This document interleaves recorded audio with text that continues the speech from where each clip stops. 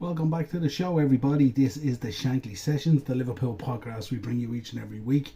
We have an Ipswich preview for you tonight, and we'll catch up on some news as well. We're going to have a look back at Arne Slot's press conference, as we always do. We'll talk about the lineup as well and all that kind of stuff, and reflect back a little bit maybe on the Lille game and stuff like that and all, and obviously reflect back on that game we had against Ipswich earlier on in the season, which was an interesting game. If you remember, poor first half but much better second half and stuff like that. But if you could subscribe to the channel, the upper tier, if you could hit that bell notification so you're notified when we go live, and also if you could drop a like on the video, that would be so important to us. We would really appreciate it. Real pivotal game coming up tomorrow, and it's a real interesting afternoon, isn't it? Because Nottingham Forest are away to Bournemouth at 3 o'clock. We're at home to Ipswich at 3 o'clock, and Arsenal are away to Wolves at 3 o'clock. So all three games going on at the same time, not to mention Newcastle versus Southampton, and also then the 5:30 is Man City versus Chelsea. So it kind of feels like that end of season game nearly, doesn't it really, with all these games going on and stuff like that. So a lot of movement, I'd imagine, in the table tomorrow as goals come in and stuff like that. But we need to be on it from minute one. We need to put up a score. We need to get a few goals in the bag. Put a bit of pressure on Forest and put a bit of pressure on Arsenal as that result maybe filters through those goals and stuff like that. Ipswich obviously coming into the game. Really difficult for them on the back of a 6-0 drubbing by Man City, which is kind of out of character for Ipswich. They haven't been sustaining kind of drubbings like that since they came into the Premier League, and at times they've been quite unlucky at times not to pick up points. But certainly the other night against Man City just on their prime again, levels above them, and just absolutely blew them away, and Ipswich looked like they just ran themselves into the ground. But can Kieran McKenna get Ipswich to bounce back from that 6-0 drubbing, or could we see a similar situation at Anfield tomorrow? Boy oh boy, would we love that, to put a score up and keep a clean sheet. We know the danger in their team, and we'll go through the two teams shortly and stuff like that as well in the latest news and all that. We'll go through the Gaffer's press conference. But before we start, Mo Salah, Standard Chartered Player of the Month. No surprise in that, of course. And also we'd like to wish a happy birthday to Luis Suarez. Not everyone's cup of tea, but what a player he was for us. Absolutely phenomenal.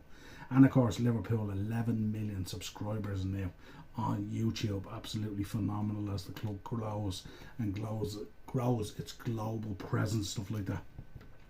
I suppose the one disappointing thing coming out of the news this week was the fact that we've nearly earned 100 million out of the Champions League this year so far, which is really frustrating when you see that we're not going into the market. It doesn't look like we're going to buy anyone unless Edwards and Hughes shows up. They've been ghosting us, really, haven't they, this whole transfer window?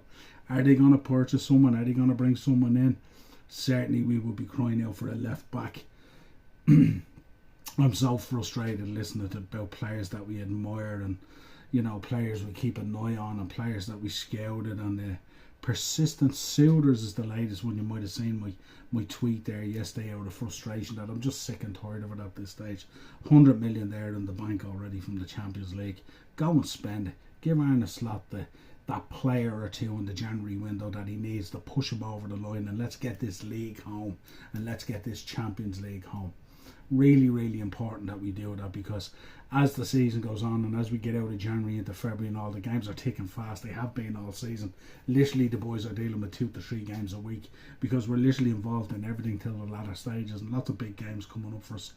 But it's really important that they go and support him. And I know he'll say that he's happy with the squad and he'll toe the company line and all that kind of stuff, but the reality is, if you could give him a left back, and we'll talk about his comments in the press conference in relation to Costas and Robbo and stuff like that, but like, he really needs that support in there to really push this over the line. We're so close to having an unbelievable first season for Arne Slot, and we just need that little bit of support from him. Go spend the money, have it there. We're not even asking you to put your hand in your own pocket, John Henry or FSG. The 100 million is there from the Champions League. It's incoming. Use that. Get the bridging loan, whatever you want to call it, and get it done. Get Kerkez in, or Eight Nuri, or the boy from Fulham, Robinson as well, or let's say get someone in. Let's get this done. Let's support this manager. And if we could potentially look, like, if you think about it, we could look at bringing in a left back and a number 9 if we wanted, and we get it for that 100 million. You know what I mean? but too much, always squeezing, always trying to ring that tail. Contract renewals as well, absolutely frustrating, no real movement on them as well. Is it a case, are we going to actually lose Salah, Van Dijk and Trent? Are two going to sign? I know Robbie Fowler had big ideas on this there a few weeks ago. He was talking about maybe some of this is done already, but they don't want to announce it because it puts pressure on maybe the third player that's not going to do it. So imagine if Van Dijk and Salah came out and said, yeah, we've re-signed contract renewals, and then all eyes are on Trent then, and we know Trent won one leg out the door nearly, you know. We don't know for sure, but it's certainly looking that way, so it could be really, really frustrating, you know. But anyway, let's get into the gaffer. Let's get into the gaffer's press conference. So, slot on Jones. It's most not a good sign, and it wasn't because he won't be available. The rest we have to see. Not expecting months, but let's see if he can play against Bournemouth or PSV. So unlucky there for Jones, out at the moment with an injury. Slot on Konate. You've seen how we managed that injury. Jarrell played against Lille and Accrington. This is a bit because he has some pain. We don't exaggerate it, but he feels it a bit. It's safe for him to play, but you're aware of playing someone every 3 days when they have been out for a bit. He is not in a moment where he can play 3 times a week. So there we go, but we need Evu back fit and healthy, don't we? Jarrell, of course, coming in and deputising. Delighted to see him get that start the other night in the Champions League as well. Very, very good player, Jarrell Quansah. Slot on ambitions and Ipswich. The fact that I was only working with 13 or 14 players for 10 days back then before the Ipswich game, to be fair, it felt a bit the same for me. 12, 13 or 14 players came in 1 week before the season, so it is normal that we have improved, especially the second half performance was quite similar to what I see currently. They have been unlucky in times of games. Second half of season always more difficult because teams strengthen themselves and work with managers for half a season, so a team becomes better, and that is the case for Ipswich. It's fair to say they have improved, and that is a compliment to Kieran McKenna. He made it difficult for us in the first game, but at a certain point they have become a better, maybe except the last game versus Man City. Yeah, and that could be a case where the season is starting to catch up on them now. They haven't brought in an awful lot of players. They haven't really speculated in terms of the money they need to spend to stay in this division, really. They're doing the best they can. They have a couple of really good players there. Obviously, the lap up front's a very, very good player. And that's the kind of thing that's keeping them in and around it and stuff like that. But they really haven't spent the money that's required and shown the ambition to really stay in the division. So we shall see tomorrow. But again, these are always can be a dangerous game if you take things for granted. Going to need the Anfield crowd and full voice, all the usual stuff that goes with it. Slot. Better to be called professional than amateurs. I get questions about Mo and players, so you have to come up with something new because we're doing well. People talk about us and it's tough to come up with something new. If I listen to you, the word professional is used. Does that mean we are controlling games? No errors. I don't know if it's meant positive or negative. Every single game we have more chances and we deserve to win except for one game. Chelsea at home, a draw would have been more fair, but every game we were dominant. A certain style, and it's up to anyone to describe a professional. Okay, that's a good thing then. I think he's more talking about, I mean, we seen Cundy the other day talking about how Liverpool have become boring and, you know, not nice to watch and all that kind of stuff. But like, we're going about our business. We're going about our business and we're at the top end of the league, and like, we're not there to entertain people. We're there to put points on the board and get wins on the board and win a Premier League. You know what I mean? We played incredible football under Jurgen Klopp and stuff like that, end-to-end stuff. It was crazy at times and stuff like that and all. But unfortunately, at times, that kind of style of play cost us. So now we play with a really, really good style, but the reason people think we're boring is because we're in such control of the games and stuff like that. Even looking at that game the other night, the way in which we win the ball back, the speed in which we win the ball back, our use of the ball and how we counter and how we move and everything else.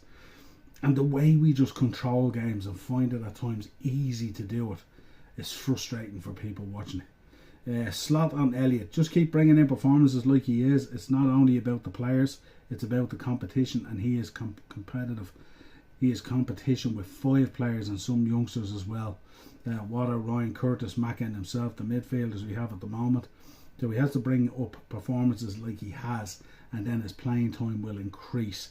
Talking on Harvey Elliott there, talking about playing time and stuff like that. Absolutely. You see how much it meant to Harvey Elliott the other night and stuff like that. Sometimes sending a message. Slot on Robinson and Costas. If Costas was on a different level to Robbo, then it would not be smart to rotate or manage the load, because you drop too much in quality and that's a risk. I know Costas didn't play a lot last season, but from the moment I came in, he has done well and he has proven he can play at left back. We have two good options, so we manage loads and rotate quite a bit. Now, I spoke to Darren about this last night. This came up as a conversational piece on the Thursday Tier Talk. And the one thing that I actually came about was, with Costas, you've got real good play down the wing, and you've obviously got a real good delivery of the ball into the box, both from set pieces, corners and on the break. I think with Robbo, I think at times he's more tuned into the game, and his reading of the game is better than Costas. I think at times Costas looks like he goes asleep and teams can get in and around him and stuff like that. With Robbo, he's a bit more robust, but I think Robbo's final ball and stuff like that is just, it's nowhere near the level it should be. It's no secret that we're probably going to be in the market for a left back. There's no doubt about it. The question is, who moves on? One of these boys is going to move on, I would imagine, in the summer. Is it Robbo? Is it Costas? What way does it work? Let's see how that fares out. But definitely a left back in the left back position would be something I would look for. It has been an area over this season where it's kind of been glaringly obvious that that's kind of where we're a little bit exposed. And that's no slide on both boys around like that. Robbo's been fantastic. What a professional he's been for us. What a signing he's been for us. Arguably, you could argue one of the best signings the club has ever made when you think about it from a financial point of view and stuff like that. Absolutely phenomenal. Costas has kind of been that in and out guy. He's never really nailed down the position. And even when Robbo's been out injured, as soon as he comes back, he normally slots in and Costas will go out. This time it's a little bit different. I think Arna is trying to balance it in terms of he knows what he has there. He has Robbo there, who might not necessarily have the legs that Robbo did have, and he's trying to manage that. And on the other hand, then he needs really good delivery into the box, because we're creating a lot of chances, but we're not scoring near enough goals for the chances that we're creating. So we need better delivery into the box, and that's where Costas comes in. So let's see what happens tomorrow. Slot in Ipswich. It's not always easy to create chances. Feyenoord played Bayern and no one expected that result. 3-0 win. If a low block works hard to create chance after chance, it's tough. There we go. I think he's talking more about tactical. I think he's expecting Ipswich to kind of tie it down tomorrow a little bit, and we're going to have to be slot on being patient. It is difficult for fans, and my father is a fan, and I call him and he says it wasn't exciting as other games, the Lille one. And I have to explain to him, you can easily lose if you force difficult balls, but he doesn't always agree with me. As a manager, I was happy with our performance against Lille. There was one moment in the game, Curtis played a ball at the halfway line and we lost it and countered. So that is the risk you have versus a low block team. Forest are the best in the league at that, against playing these stupid balls that my father would love to see us playing more. So there you go. There's always a balance between the tactical nous of the coach and what he wants the team to do, and of course us as fans who at times want to be entertained, but not to the point of, losing the game, stuff like that. And one thing you can say, we've been absolutely phenomenal in the Champions League this season, so no reason at all to be questioning any of that. That's the Gaffer's press conference. That's what he came out. There's not a huge amount in it. Obviously Jones, he's managing Konate, he's managing the load with Robbo and Costas. No further update on Jota, and that's really it at the moment. So there's not a huge amount to take out of that. Let's get down to some of the team news and stuff like that, and where we are and stuff like that. Obviously Ipswich, we're coming in a rich vein of form. We've 4 wins and 2 draws, and obviously the draws are obviously Man United and Nottingham Forest. Which we did create lots of chances as well, but 4 wins and 2 draws, that's our league form at the moment. For Ipswich, it's 4 losses, a win and a draw, so obviously struggling the last one, obviously being the absolute 6-0 drubbing from Man City. In terms of team news, as we said, Curtis, both Curtis Jones and Ryan Gravenberch were taken off at half time in Liverpool's success over Lille.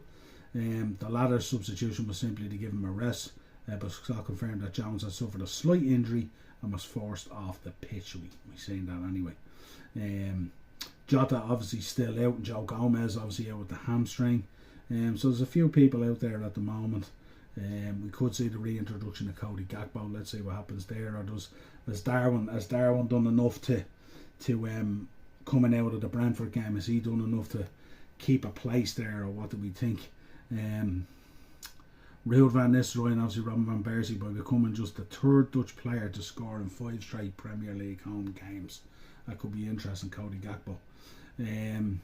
Let's see, we welcome back form of Calvin Phillips, who was ineligible to face the parent club last weekend but could now step in for Sam Morsey in the middle. Let's look, Axel Tuanzebe, and it's what they're saying, late thanks in the recent returns of Axel Tuanzebe and George Hurst. We know well Axel how good he is. Sammy Smodics with an ankle, Connor Chaplin with a knee, and Ogbene with Achilles are still sidelined, with Jacob Greaves and Luke Wolfenden were also missing last time. So obviously Kieran McKenna with a number of key injuries out there at the moment. Ogbene obviously has been good for them early on. Sammy Smodics big as well. So we'll see what he puts together. And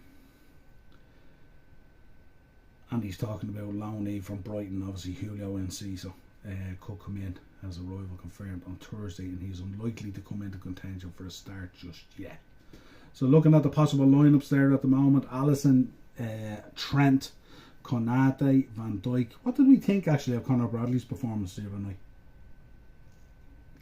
I thought he was reasonably solid, but just looked a bit clunkier, he just looked a little bit rusty, I would say. So Alisson, Trent, Konate, Van Dijk, Robertson, Gravenberch, McAllister, Salah, Szoboszlai, Chiesa and Gakpo. That's what they're talking about here. That would be interesting to see a first start for Federico Chiesa. Certainly he's had a couple of cameos now and he's looked pretty good in those cameos.